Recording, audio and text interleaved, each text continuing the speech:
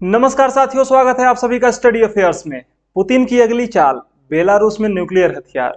क्या अब यूक्रेन पे हमला करने वाला है बेलारूस?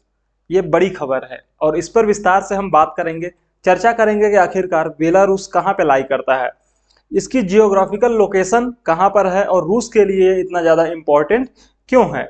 आखिरकार यूक्रेन के ऊपर बेलारूस को लेकर के बहुत ज़्यादा अनिश्चितता क्यों बनी हुई है, क्यों यूक्रेन को डर सता रहा है कि कहीं आने वाले समय में बेलारूस अटैक न कर दे यूक्रेन के ऊपर न्यूक्लियर हथियार से, न्यूक्लियर बॉम्ब से। उसके पास न्यूक्लियर बॉम्ब आया कहां से, इस पर भी विस्तार से बात करेंगे।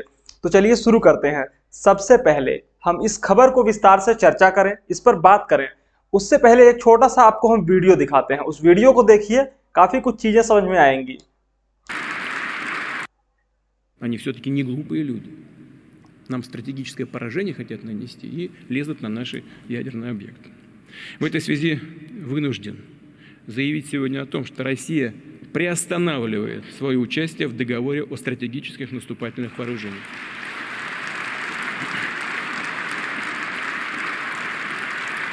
В этой ситуации Министерство обороны России и Росатом должны обеспечить готовность к испытанию российского ядерного оружия. Первыми. अंग्रेजी के विद्वानों को हो सकता है ये बातें कुछ समझ में आई हों, लेकिन जो हिंदी मीडियम के छात्र हैं उनको तो बिल्कुल भी समझ में नहीं आया होगा। इसलिए हम आपको बताएंगे कि क्या कुछ पुतिन साहब बोल रहे थे। पुतिन ने कहा कि न्यू स्टार्ट ट्रीटी जो कि अमेरिका के साथ में पुतिन ने की हुई थी, रूस ने की हुई थी, उसको हम पूरी तरीके से खत्म करते हैं, रिजेक्ट करते हैं। खबर कब की है? खबर है 22 फरवरी 2023। 22 फरवरी 2023 यानी कि 21 फरवरी और 22 फरवरी के बीच में जो हुआ वो काफी ज्यादा चर्चा में रहा, क्योंकि उसके बाद जब से ये न्यू स्टार्ट ट्रीटी खत्म हुई है, अमेरिका और रूस के बीच में ये आखिरी ट्रीटी थी जो कि पूरी तरीके से खत्म हो गई। और उसके बाद लोगों ने ये कयास लगाना शुरू कर चुका था कि लोगों ने ये कयास लगाने शुरू कर दिए थे कि अब अमेरिका के दबाव में पुतिन बिल्कुल नहीं आएंगे, रूस अमेरिका के दबाव में बिल्कुल नहीं आएगा और वो कंटिन्यूअसली जो अपने न्यूक्लियर वेपन्स हैं उनका जखीरा बढ़ाता चला जाएगा। लेकिन पुतिन का दिमाग उससे थोड़ा आगे निकल गया। पुतिन ने ऐसा क्या किया है जिसके बारे में इतनी ज्यादा चर्चा हो रही है, विस्तार से आपको बताएंगे, लेकिन थोड़ा सा हिंट देखिए, इन खबरों को पढ़िए। खबरें क्या कहती हैं?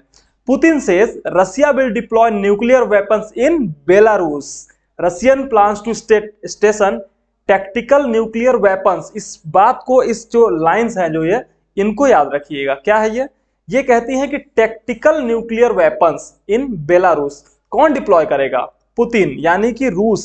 फायदे क्या होंगे इससे पुतिन को, उस पर विस्तार से बात करेंगे। साथियों, अगर हम बात करें बेलारूस की, उसके लोकेशन की, तो बहुत ही गजब की जगह पे है बेलारूस और ये बहुत ज्यादा फायदा दे सकता है रूस को। अगर हम रूस की बात करें तो अगर आप मैप को देखेंगे तो मैप में आपको ये बेलारूस दिखाई दे रहा है। बेलारूस के इधर तरफ यानी कि बेलारूस से नॉर्थ ईस्ट में है रूस और बॉर्डर लगता है इसका। अब ये जो बॉर्डर लगता है लगभग 1000 किलोमीटर का बॉर्डर जो लगता है रूस के साथ में बेलारूस का, इधर नॉर्थ ईस्ट की तरफ, वहीं पे दूसरी तरफ यूक्रेन से एक बहुत बड़ा बॉर्डर का एरिया लगता है, किसका? बेलारूस का। मतलब ये है साफ कि वो एक तरीके से बेलारूस जो है, बेलारूस यूक्रेन से भी बॉर्डर साझा करता है और रशिया से भी बॉर्डर साझा करता है। लेकिन ये समर्थन किसका करता है? तो समर्थन करता है रूस का। और रूस का चूंकि समर्थन करता है इसलिए बहुत ज्यादा इंपॉर्टेंट हो जाता है कि यूक्रेन के लिए यह खतरा बन जाएगा अगर यहां पर रशिया अपने न्यूक्लियर वेपन्स को डिप्लॉय कर सकता है, तो कर देता है तो। और इसी कड़ी में पुतिन आगे बढ़ चुके हैं, क्योंकि यहां पर जो शासन या फिर जो सत्ता है वो लुकाशेंको, अलेक्जेंडर लुकाशेंको के हाथ में है। अलेक्जेंडर लुकाशेंको और पुतिन दोनों भाई भाई हैं, यानी कि सगे वाले नहीं, वो दोस्ती वाले भाई भाई। मैं तेरा भाई, तू मेरा भाई, जरूरत पड़ेगी तू मेरे को काम दे देना और तेरे जरूरत पे मैं तेरे को काम दे दूंगा। इसी तरीके से यूक्रेन को पूरी तरीके से खतरा बनता जा रहा है बेलारूस से, क्योंकि अब पुतिन यानी कि रशिया डिप्लॉय करने वाले हैं अपने न्यूक्लियर टैक्टिकल वेपन्स को बेलारूस के अंदर में। और हो सकता है कि आने वाले समय में इन न्यूक्लियर टैक्टिकल वेपन्स का यूज भी दिखाई दे यूक्रेन के अंदर में। न्यूक्लियर टैक्टिकल वेपन्स, देखिए एक चीज समझिए बात को, न्यूक्लियर वेपन और न्यूक्लियर टैक्टिकल वेपन्स दोनों में फर्क है। टैक्टिकल वेपन्स वो वेपन्स हैं जो कि बहुत ज्यादा बड़े पैमाने पे नहीं होते, बहुत ज्यादा बड़े नहीं होते हैं, लेकिन कम समय में, कम जगह में ज्यादा नुकसान पहुंचा सकते हैं, ज्यादा खतरनाक हो सकते हैं। वहीं पे जो बड़े वेपन्स होते हैं, जैसे कि हिरोशिमा नागासाकी पे जो अमेरिका के द्वारा यूज किया गया था, फैटमैन जैसे, वो वेपन्स, न्यूक्लियर वेपन्स बहुत बड़े वेपन्स होते हैं। लेकिन ये जो बेलारूस में डिप्लॉय किए जाने की बात हो रही है टैक्टिकल वेपन्स की, वो छोटे वेपन्स, कम दूरी तक जाने वाले वेपन्स की बात हो रही है। और इसी चीज को ध्यान में रखते हुए अमेरिका और यूक्रेन पूरी तरीके से टेंशन में बने हुए हैं। पूरा वेस्टर्न वर्ल्ड, यूरोप टेंशन में आ चुका है कि भैया हो सकता है बेलारूस के कंधे पर बंदूक रख करके पुतिन यूक्रेन के ऊपर चला दें। दुनिया ऐसे ही करती है। जो इंटरनेशनल पॉलिटिक्स है, या फिर जब हम पूरी दुनिया के पॉलिटिक्स की बात करें इंटरनेशनल लेवल पे, तो इसी तरीके से पॉलिटिक्स होती है कि सामने वाले के कंधे पे बंदूक रखो और तीसरे व्यक्ति को चला दो। हम ऐसा इसलिए बोल रहे हैं क्योंकि अगर नॉर्थ कोरिया की बात की जाए, नॉर्थ कोरिया का आपको पता होगा राष्ट्रपति कौन है, किम जोंग उन। उसके कंधे पर बंदूक रख करके कौन चलाता है? उसके कंधे पर बंदूक रख करके हमेशा चलाता है चाइना। चाइना बोलता है किम जोंग उन को कि तुम एक काम करो, साउथ कोरिया और जापान, इन दोनों को डरा करके रखो, क्योंकि इन दोनों के सिक्योरिटी की जिम्मेदारी अमेरिका के पास है, तो अमेरिका अपने आप ही डर जाएगा इस चीज से। तो जब भी चाइना और नॉर्थ कोरिया, इन दोनों को एक दूसरे की जरूरत पड़ती है, तो ये दोनों एक दूसरे का साथ देते हुए दिखाई देते हैं। दोनों के कार्य करने की, दोनों की कंट्रीज के कार्य करने की जो एक तरीके से टेंडेंसी है वो एक जैसी है। दोनों में ही सत्ता या फिर जो पॉलिटिक्स है वो डेमोक्रेटिक नहीं है, बल्कि वन पार्टी सिस्टम के साथ साथ पूरी तरीके से तानाशाही बनी हुई है। चाहे हम चाइना की बात करें, चाहे वो नॉर्थ कोरिया की बात हो। वही काम अब करने जा रहा है रूस, यानी बेलारूस के कंधे पर बंदूक रख करके चलाने की तैयारी की जा रही है यूक्रेन के ऊपर। और इस चीज से खफा है अमेरिका, इस चीज से अमेरिका टेंशन में आ गया है। और अमेरिका ने पुतिन से पूछ लिया कि आखिरकार ऐसा क्यों कर रहे हो तुम? ये जो इस्कंदर मिसाइल सिस्टम है जो तुम यूक्रेन के अंदर, बेलारूस के अंदर में लगाने जा रहे हो, ऐसा क्यों कर रहे हो? और अगर तुम ऐसा कर रहे हो तो आने वाले समय में हम जो तुम्हारी बॉर्डर्स एरियाज हैं, तुम्हारी जो टेरिटरी है, वहां पर जो भी नेटो कंट्रीज हैं, उन सभी को न्यूक्लियर वेपन्स दे देंगे, उन सभी के यहाँ पर न्यूक्लियर वेपन्स का हम डिप्लॉयमेंट करेंगे। तो पता है पुतिन ने क्या जवाब दिया? पुतिन ने जवाब दिया कि भैया तुम ये करोगे नहीं, तुम ये कर चुके हो और लंबे समय से करते आ रहे हो। एक बात बताओ कि 1991 में रूस के टुकड़े टुकड़े हो गए।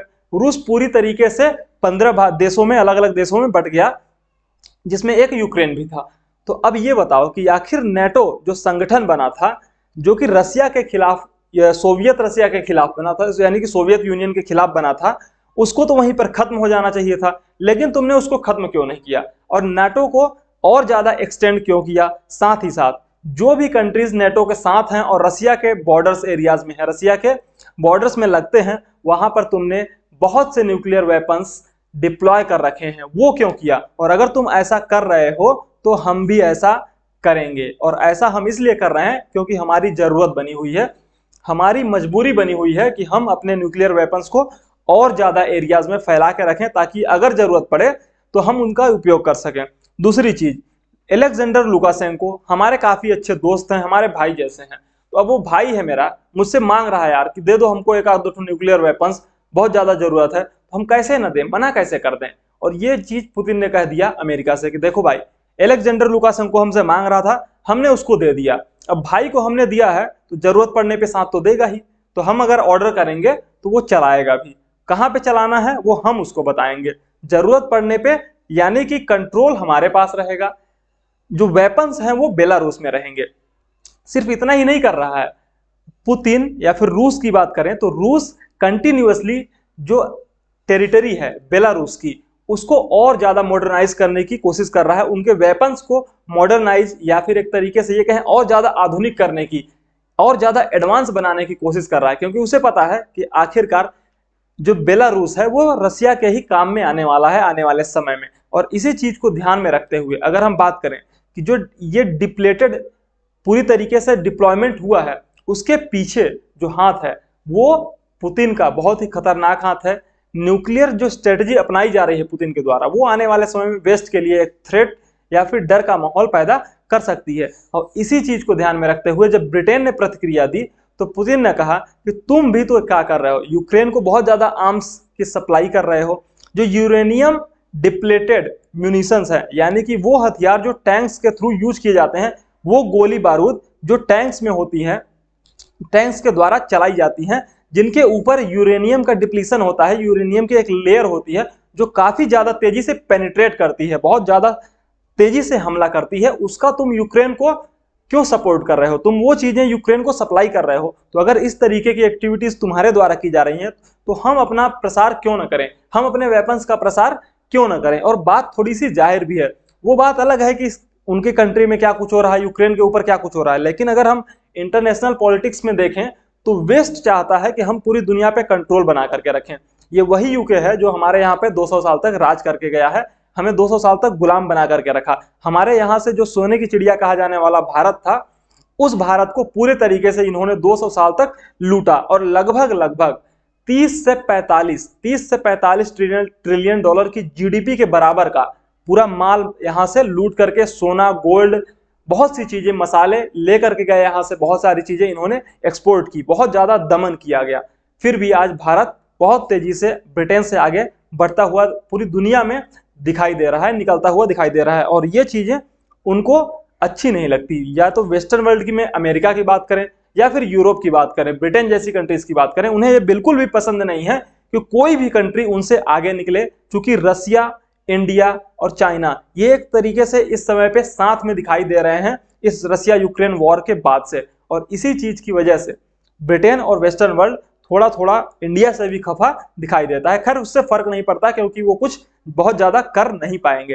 खैर, जो कंट्रीज की हम बात कर रहे थे, जहां पर नेटो ने अपने न्यूक्लियर वेपन्स को, या फिर ये एक तरीके से ये कहें कि अमेरिका ने अपने न्यूक्लियर वेपन्स का सपोर्ट प्रोवाइड कर रखा है बेल्जियम, जर्मनी, इटली, नीदरलैंड, तुर्की, ये वो कंट्रीज हैं जिनके यहाँ पे न्यूक्लियर वेपन्स की डिप्लॉयमेंट करी गई है नेटो के द्वारा या फिर अमेरिका के द्वारा। तो सीधा सा बात यह है, रसिया का यह कहना है कि तुमने इन सभी जगहों पर न्यूक्लियर वेपन्स का डिप्लॉयमेंट कर रखा है, इसलिए हम भी आगे काम कर रहे हैं। खैर, और इतना ही नहीं बल्कि यूक्रेन को और भी ज्यादा सपोर्ट, जैसे कि MiG-29 फाइटर जेट्स, इन सभी चीजों का सपोर्ट पूरे वेस्टर्न वर्ल्ड से मिल रहा है। क्योंकि इतना बड़ा सपोर्ट यूक्रेन को मिल रहा है, तो रसिया को भी अपने सपोर्ट में चाहिए कोई ना कोई, तो इसलिए वो बेलारूस को अपने साथ में मिला रहा है, चाइना को अपने साथ में मिला रहा है, और वो कंट्रीज जो कि वेस्टर्न वर्ल्ड के खिलाफ हैं, उन सभी को अपने तरफ करने की कोशिश कर रहा है। कंटिन्यूअसली ये कार्य चल रहा है, लगातार ये काम चल रहा है। हमने बता दिया आपको 1084 किलोमीटर की टेरिटरी है जो कि रसिया और बेलारूस के बॉर्डर से एक दूसरे से लगती है, जो काफी ज्यादा, हम बताना भूल गए आपको, 1084 किलोमीटर की जो बॉर्डर है, टेरिटरी है, वो यूक्रेन और बेलारूस ये वहां पर साझा करते हैं। और ये आने वाले समय में एक तरीके से यहाँ पर भी टेंशन हो सकता है दिखाई दे, क्योंकि पुतिन इस बॉर्डर एरिया का भी यूज कर सकते हैं अपने अटैक्स को अंजाम देने के लिए, अपने अटैक्स को यूक्रेन के ऊपर और ज्यादा पेनिट्रेट करने के लिए और ज्यादा बढ़ाने के लिए। तो ये थी पूरी खबर जो हम आपके लिए लेकर के आए थे। अगर आपको ये वीडियो पसंद आया तो इसे लाइक कीजिए, चैनल को सब्सक्राइब कीजिए। Thank you so much.